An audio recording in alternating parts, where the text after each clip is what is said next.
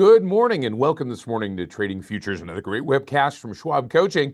My name is Ben Watson. I'm an education coach and senior manager here at Charles Schwab. I'm joined out there in the chat by my good friend, Connie Hill. She is a 20-plus year veteran of the financial markets and a great educator in her own right. I'm glad to have her out there in the chat, just like I'm glad to have all of you here with me today.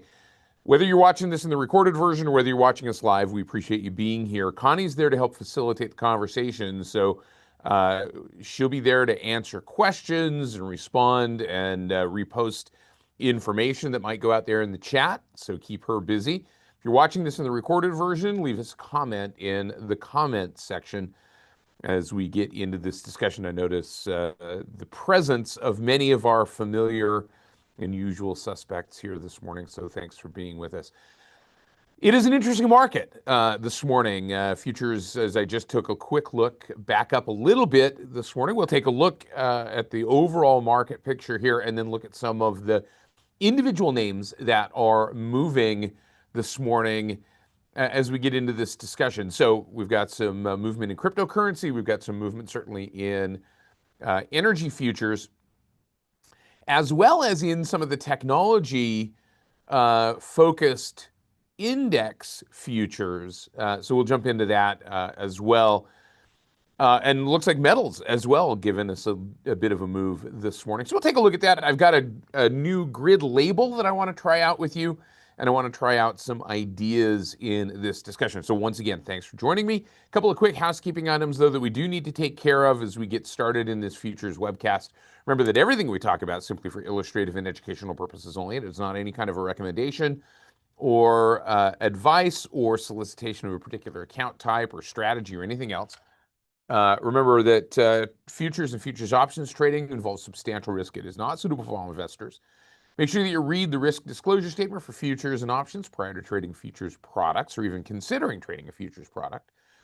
As we get into this discussion, remember that futures trading requires a futures margin, and that is essentially a performance bond, if you will. It's the amount of money that you're required to deposit in your futures account to establish and maintain a futures position. Now remember, we're not necessarily buying or selling the contract. We are going long the contract or we are going short the contract. We're establishing a long position or establishing a short position. So it's a little bit different than buying or selling a share of an equity. And as such, it requires that bond or that margin to be put up to satisfy that requirement. We'll talk through those discussions as we get into this process this morning.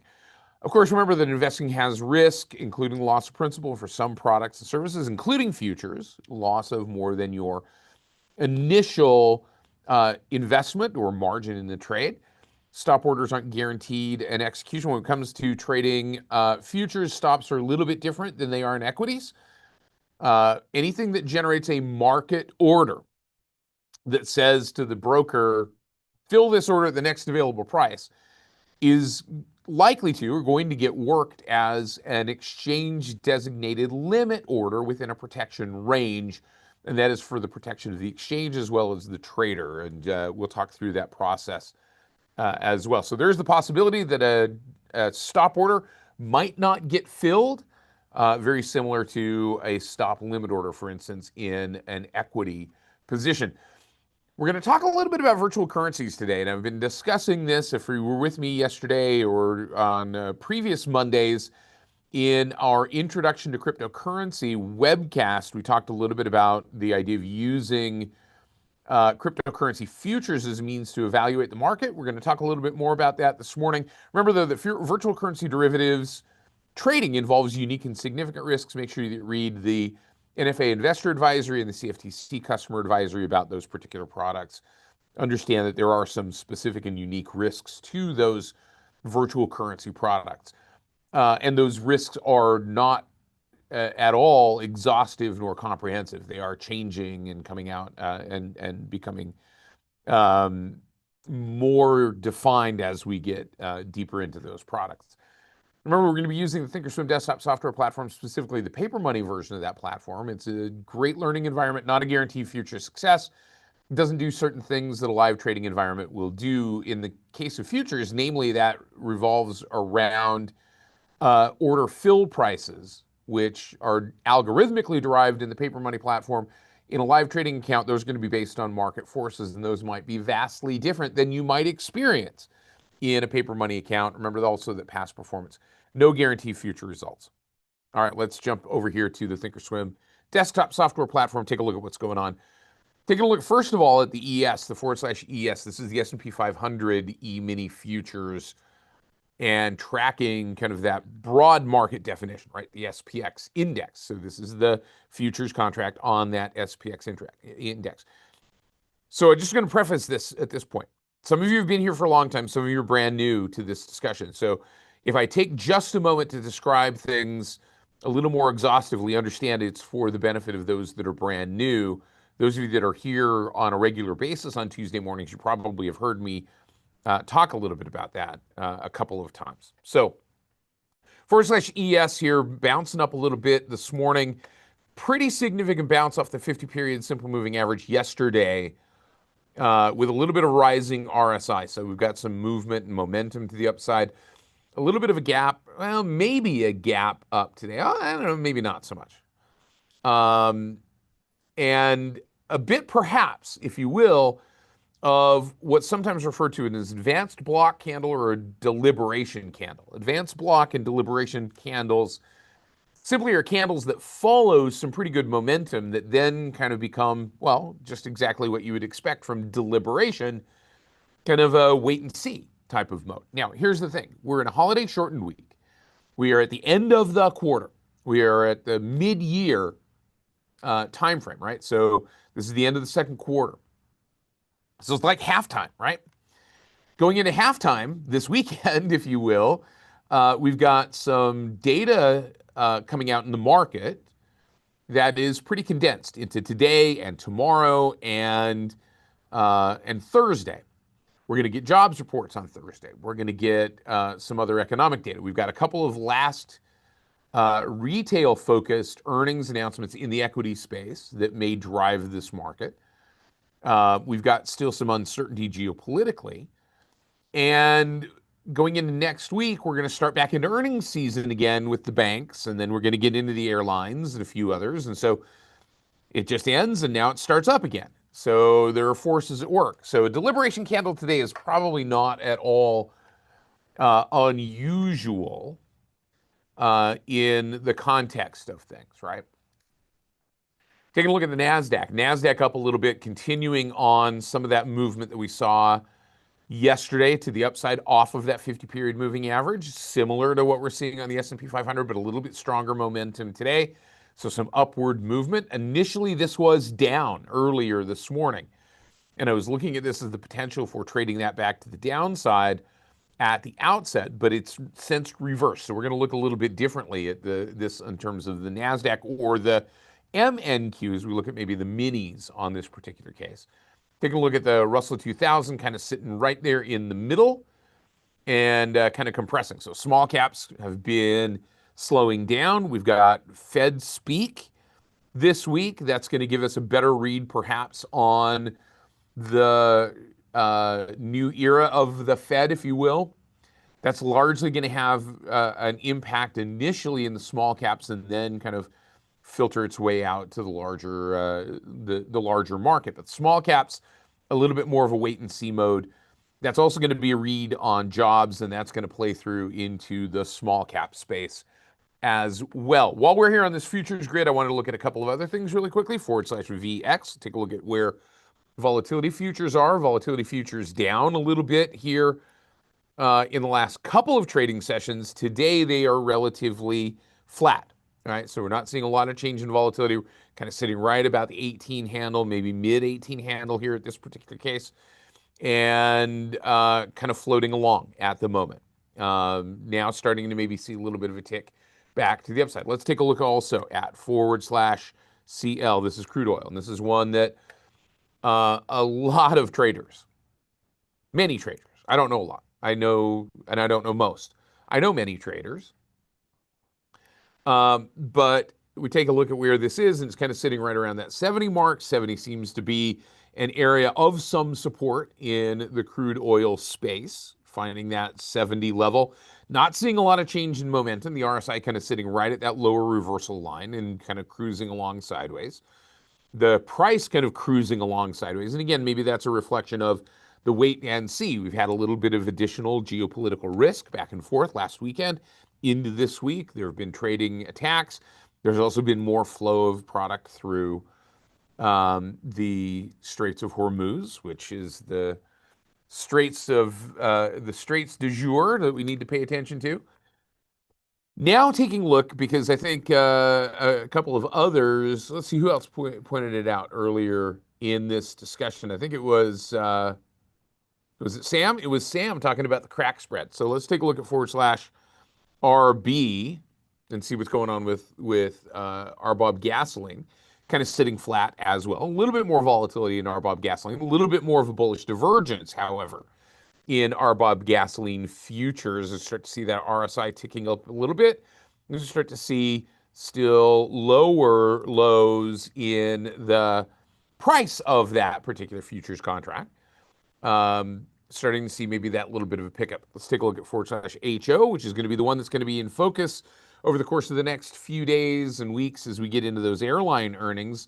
Because one of the things that those airlines are likely to be reporting and talking about in their forward guidance is the fact that heating oil prices have come down from those March, April highs. Heating oil is the proxy for jet fuel. Jet fuel powers airlines. So when heating oil is lower, airlines' profit margins are theoretically higher. So when this heating oil contract comes down, that benefits the airlines. When it starts to go up, which it seems to be doing a little bit of here, again, it's going to getting those higher lows in this particular case and a little bit of a pickup in terms of momentum. That tends to be detrimental to the airlines, at least in the initial space there. But we've got this kind of longer term diagonal downtrend line. And I'm just going to grab that line here, right click, and we'll just go activate that drawing. And I'm going to just stretch it out here. And we're kind of sitting right at the apex of this kind of squeeze, this little bit of a symmetrical triangle at the bottom of this longer term downtrend, a little bit of a short term pickup on that. And so the trend direction is down.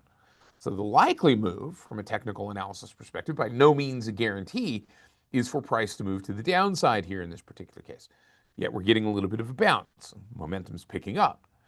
So this is kind of a which way does it go perspective. And again, a little bit of volatility coming into play here.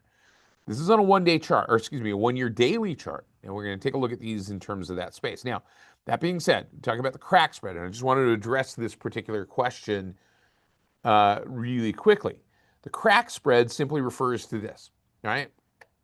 Let me grab my annotation tool for just a second. So you get barrels of oil. I'm going to just make a little drawing here. This is barrels of oil. And those get put into a refinery. That's going to be my refinery stack right there. Those get put into the refinery, and out comes the other side. You get barrels of refined product. You get some barrels of gasoline. I'm just going to label that G. And you get some barrels of heating oil. I'm going to label that H. And then you get a variety of other products, right, that come out of various stages of that cracking tower. The reason it's called a crack spread is because this process is called catalytic cracking. That's what breaks the crude oil down into its component parts. Okay, that's the reason for the crack spread. Sometime if you ever catch me at a live event, I will tell you the story of when I almost lost my job because of the crack spread. It's an interesting story. But what processes, what this is these are input costs and these are output prices. The refining companies make their margin on that difference between what they're paying for the raw materials versus what they're able to sell the finished products for. So to trade the crack spread, that can be done using futures contracts. You are trading those differences, and you're trading for that crack spread to either widen out or get narrower. So we've got a couple of different ways that we can look at that. Let me just kill that annotation really quickly. If any of you wanted to save that picture, For posterity, I'm sorry, we kind of took that off of there. But let's pop over here really quickly. I've got a crack spread chart that I wanted to look at. Let's take a look at just the one-to-one crack spread between crude oil and RBOB gasoline. Okay, so this is the crack spread between RBOB gasoline and crude oil. If a trader was looking at benefiting from that crack spread widening, this number getting higher, right? It's just like what we did with that calendar spread in the futures contracts.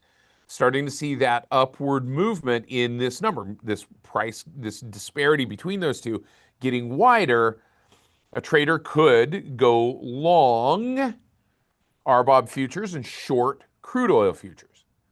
They could trade the pair. They could trade it as a type of spread because that's what is being created here, right? And you're right, exactly. Yeah, thanks, Sam. And I think you're probably in the industry, I imagine.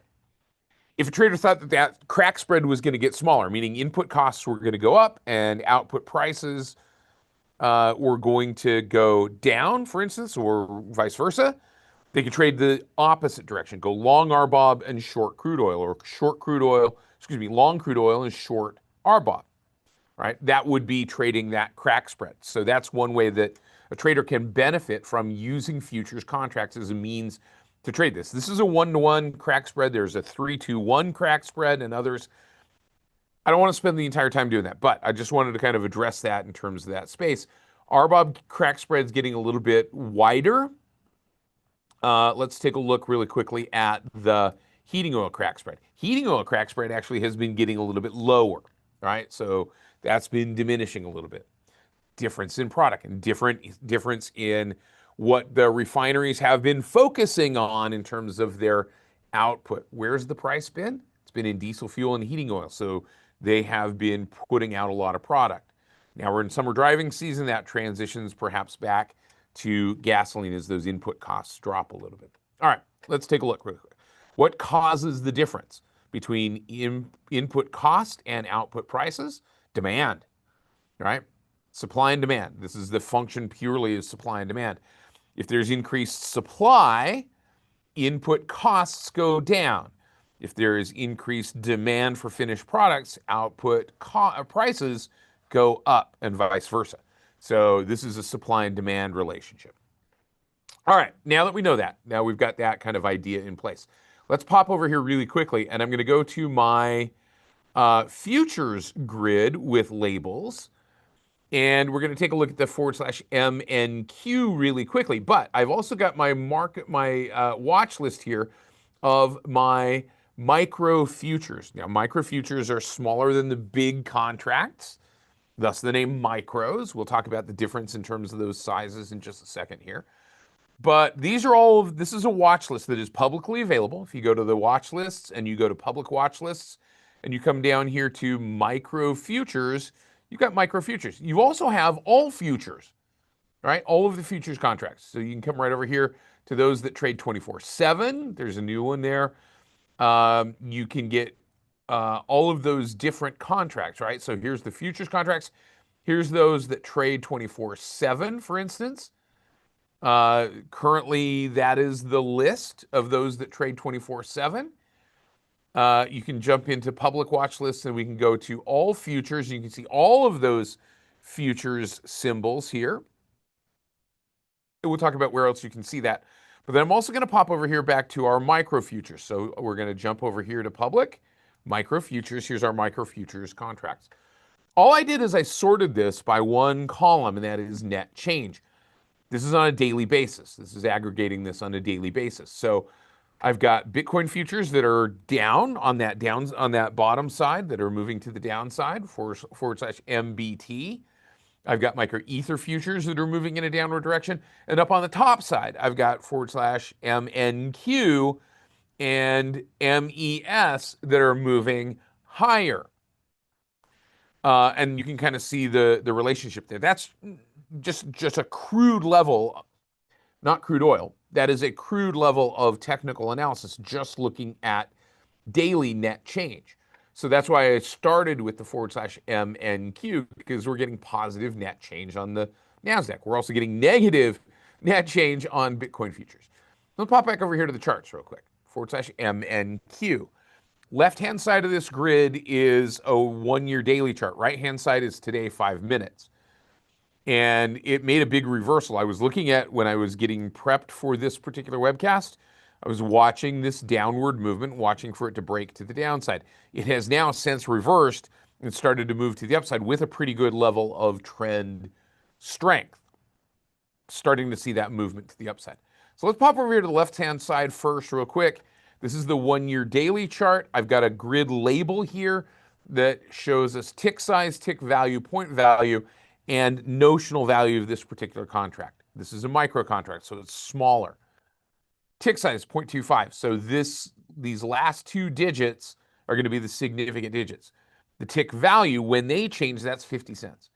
When the digit just to the left of the decimal changes, that is a point change, and that's worth $2.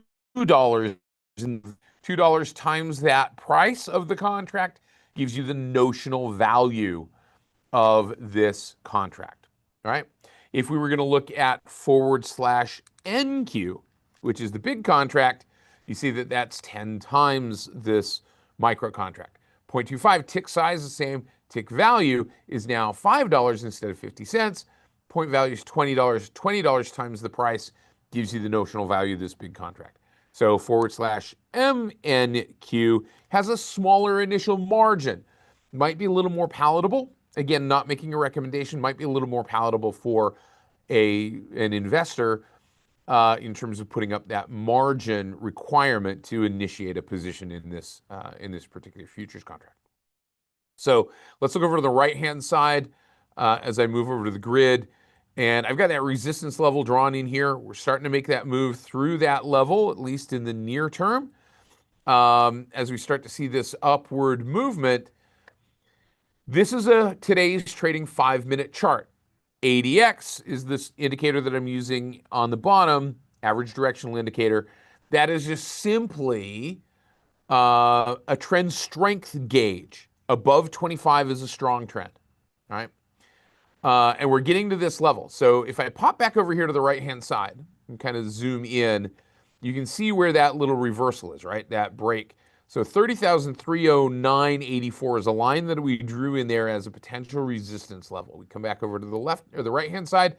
We could use that as a target for entry into the trade, right? So a break above that resistance level.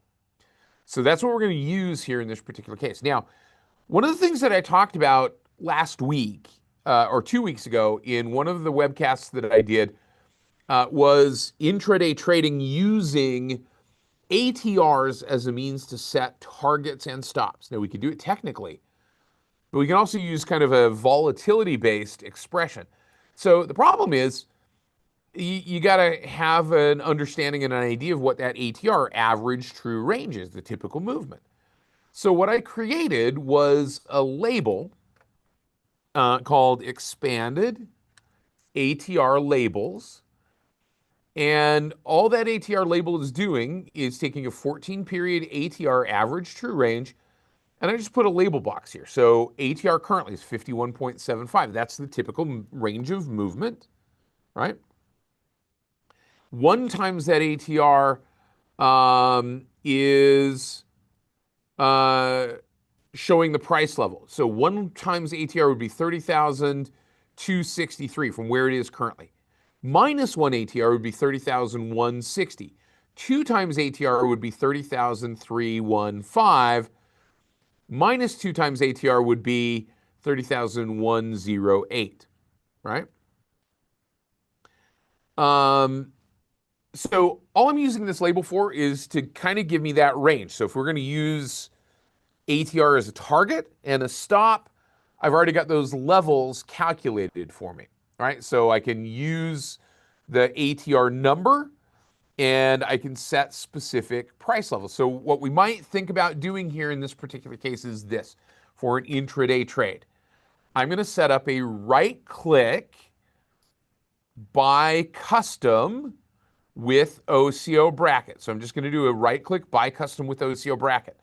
So now what I want to do in creating this trade, and this is an illustrative example, this is not any kind of a recommendation, is I want to do a target to the upside once we get above that level. So this is going to be a buy stop. I've got to change, whoops, hang on.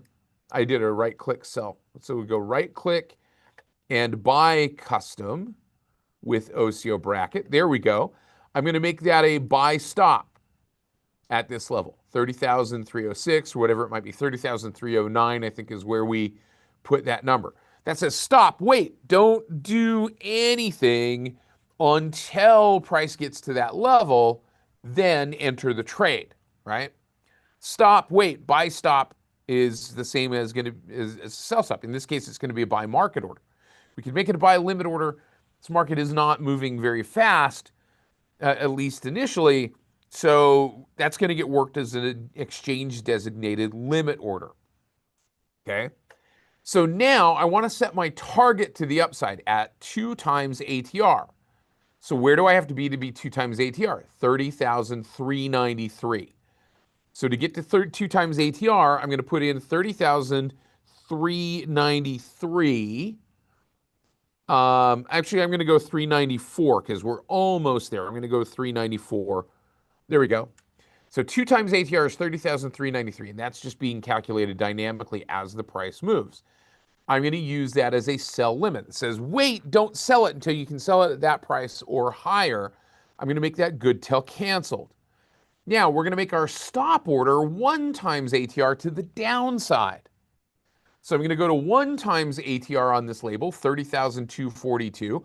All this is doing is giving me an easy math way to put in my orders here. So I'm going to say, all right, I want my stop to be 30,242.00.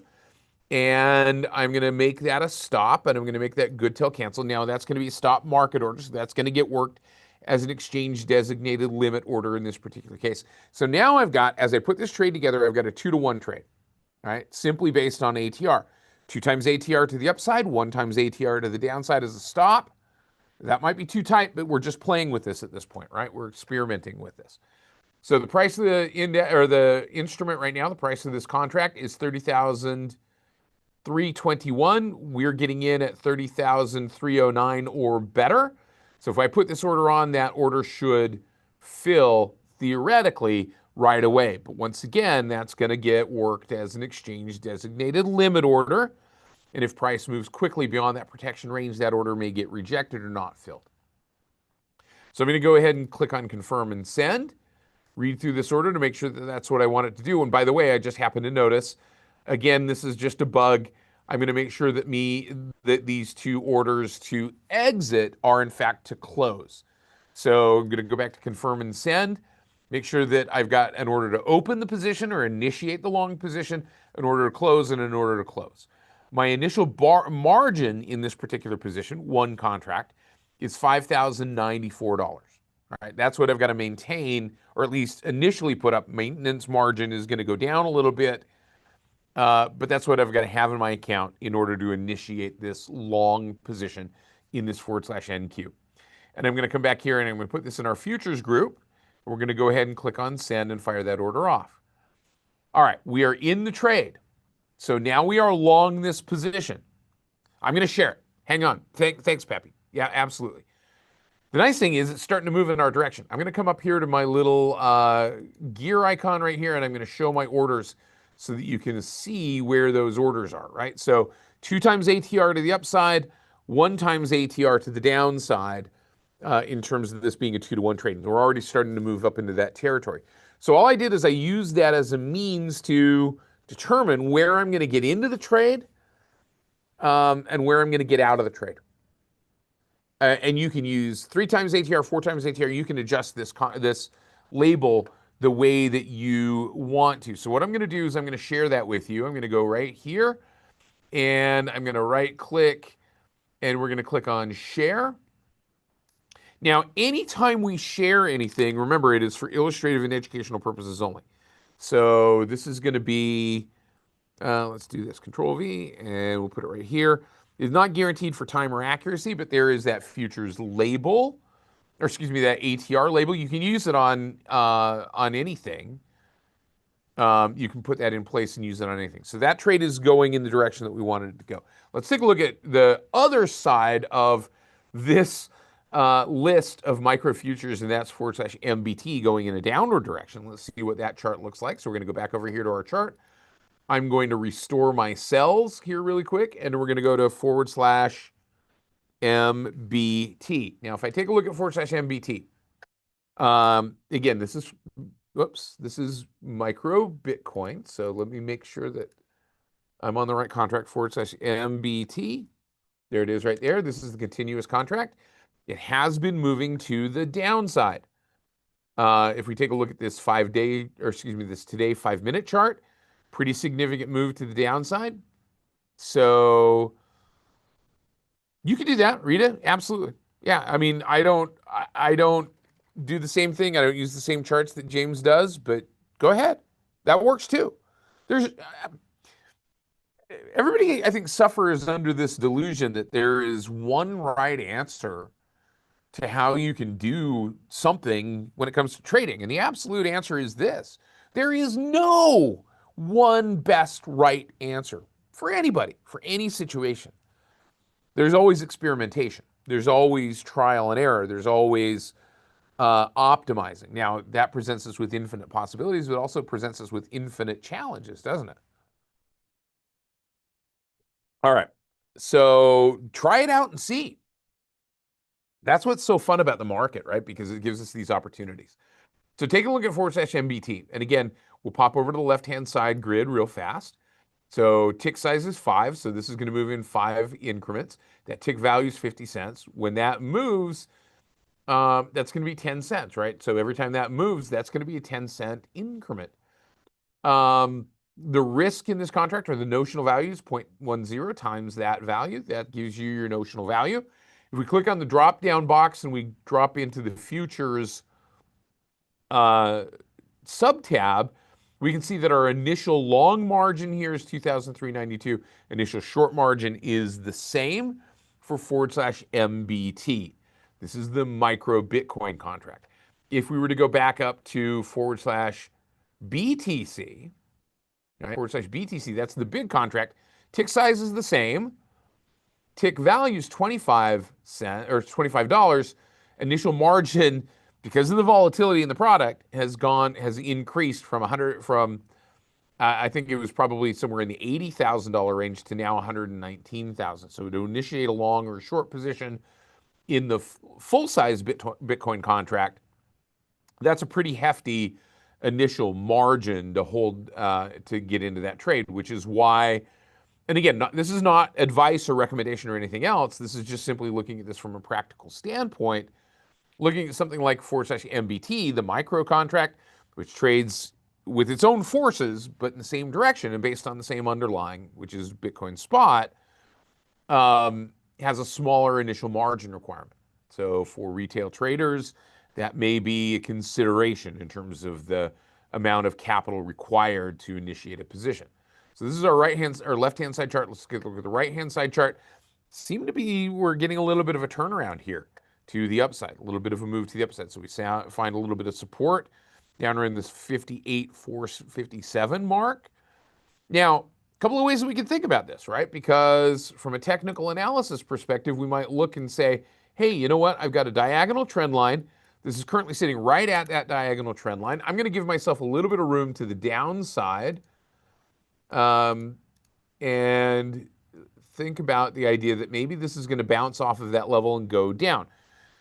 So what do we call, just out of curiosity, for those of you that are technically inclined, what do we call a pattern that looks like this? Downward trend, a little bit of a rally, and then we have an expectation of a move that looks like that. Kind of looks like Harry Potter's lightning bolt on his forehead, right? But price is moving in this direction like this. What do we call that? Just out of curiosity. There you go, BJ. Bear flag. So I don't know about you. This is kind of what I'm looking at here is we've got this downward movement, a little bit of a rally up to that resistance level, and the potential for this to maybe make that move to the downside. So a number of different ways that we can approach this, right? If our level of support is right here, this is a scenario that is, clearly, in this case, obviously there's no guarantee, but it's kind of setting up that idea of a bounce down or a close below the low of the high candle if you're a Cahold Cablode aficionado. What I'm going to do is I'm going to look at this from that standpoint. I'm going to say, look, where is there a point that we could get into this trade that would give us some confirmation that price is moving back in a downward direction? And there's no guarantee that it's going to continue to go that way, but I'm going to look for this low of this high candle. I'm going to zoom in a little bit more.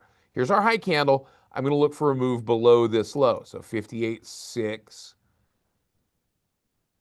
62, 58.6, 62. So now what I'm going to do in this particular case is I'm going to set up that order to enter the trade based on a sell stop. That says, let's go short if price breaks below that level. And we're going to use that 2 times ATR, 1 time ATR methodology to set this up. I'm going to do it a little bit different way, right? So we're going to kind of come up to this idea. So we'll use this number because I'm still refining this process. It's not quite there yet. So I'm going to write there, right click. We're going to create a sell custom with OCO bracket order. And the sell customs just simply says, wait, stop. We're going to make this a stop order because if I put it in right now, that's just going to fill. But I'm going to make this a sell stop. Now, sell stop again is going to create a marketable order. That marketable order is going to get worked by the exchange as an exchange designated limit order. Just be aware of that. So I want to get into the trade not now when it's selling a little bit higher. I want to get into the trade when it gives me evidence moving to the downside. So where does that evidence come? I'm going to call that evidence 58,700, right? If it breaks below 58,700. So I'm going to make this a stop at 58,700. Stop, wait, don't do anything until it gets to that level and then go down, right? But now I want to target buying this back at a limit price. Now, a limit always says or better. So if I want to buy it back at a limit price, I'm buying it back at a better price, lower. So what's my ATR? It's 200 points. So if I want a target that is 2 times ATR, I'm going to take that 200 points and I'm going to say 400 points to the downside. What's 400 points below 58,700? 58,700 is going to be 58,300, right? 58,300. So I'm going to go to 58,300. And that's going to be my 2 times ATR target to the downside if it moves to the downside. And I'm going to make that good till canceled.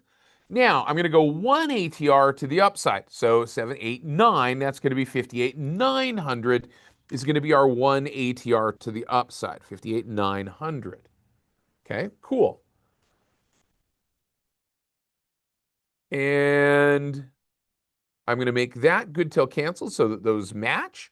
I'm going to make sure that these orders are to close and to close. So now what we've got is an entry if this goes below 58,700. It might not get there.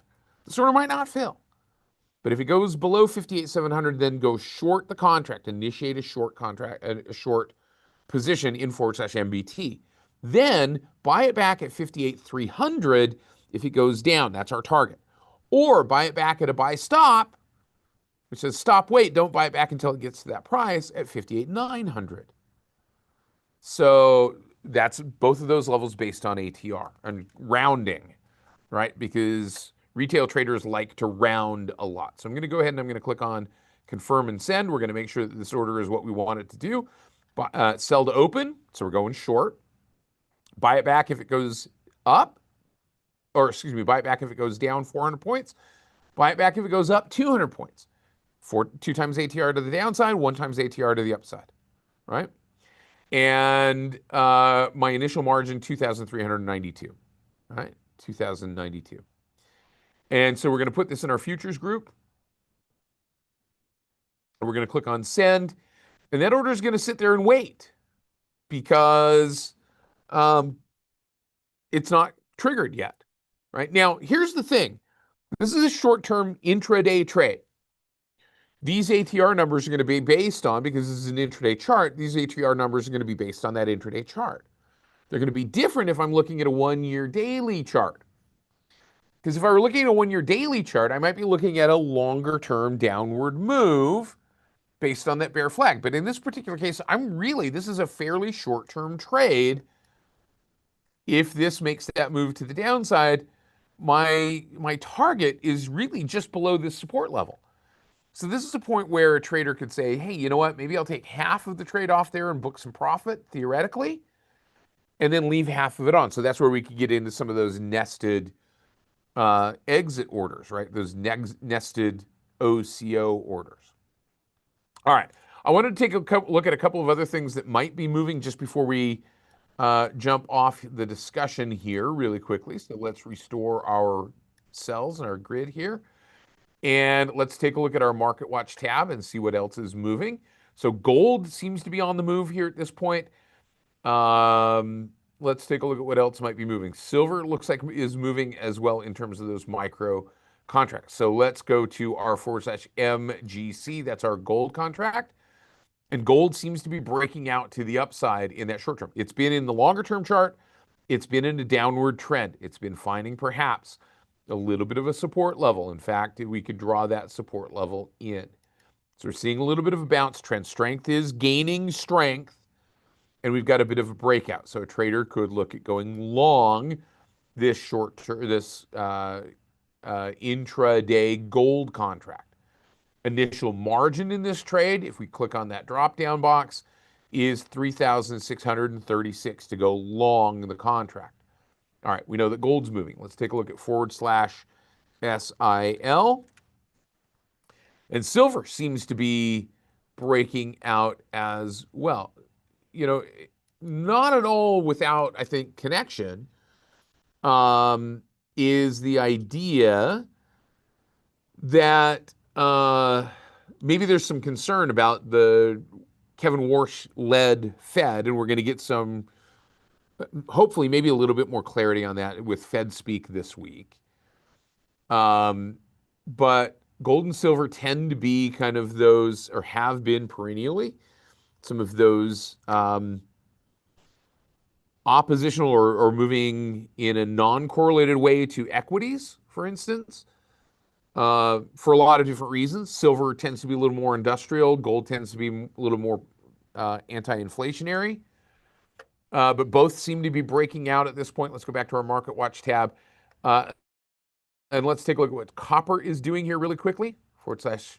/MHG. Copper kind of right at that breakout point, maybe making this little bit of a cup and handle, potentially could be making a double top. But on the longer term chart, some stronger upward movement, a little bit of trend strength here. I want to pop back into one more as we look at our price here.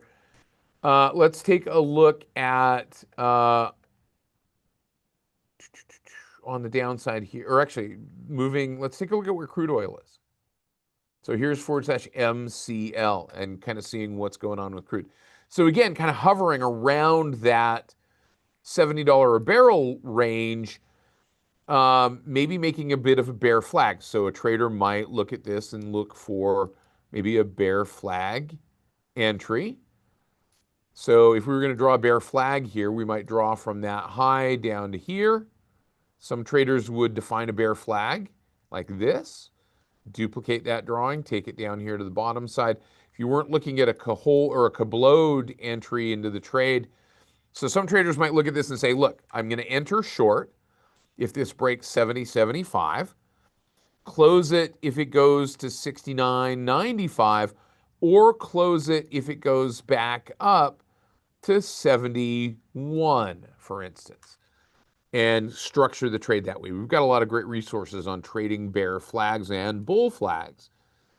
No guarantee that that's going to play itself out, but that's another potential setup here for this particular trade. So the other thing I'm going to share with you is this futures grid, and I'm going to go ahead and share this grid. It's also in the description of this webcast. I will put the labels grid in the description of this webcast as well. Remember that anytime we share anything, it is for illustrative and educational purposes only. It is not guaranteed for time or accuracy. All right, so we placed a long position. Actually, we're looking at going long both the /MNQ as well as going long, or excuse me, going short Bitcoin if it goes to the downside. The Bitcoin trade / MBT trade has not broken to the downside yet. We've not filled that trade. But a couple of resources I wanted to show you before we go.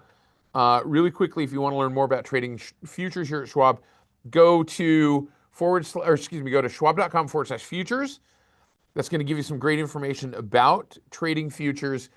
If you want to come over here to the webcast page at youtube.com/@Trader Talks webcasts, you pop right in here and you can say, all right, let's look for bear flags. And I bet you're going to find Connie and me and a few other people teaching. Gosh, I taught a lot about those. There's Connie talking about bear flags. So lots of different ways that you can approach that. Guys, thanks very much for being here and letting me play around and experiment with some stuff and talk through some ideas this morning. Thank you for joining me for this discussion. My thanks to Connie Hill for helping out with this webcast this morning as well. And keep in mind, we've got a bunch of other great webcasts coming up today. See you again very soon. Take care, everybody. Bye-bye.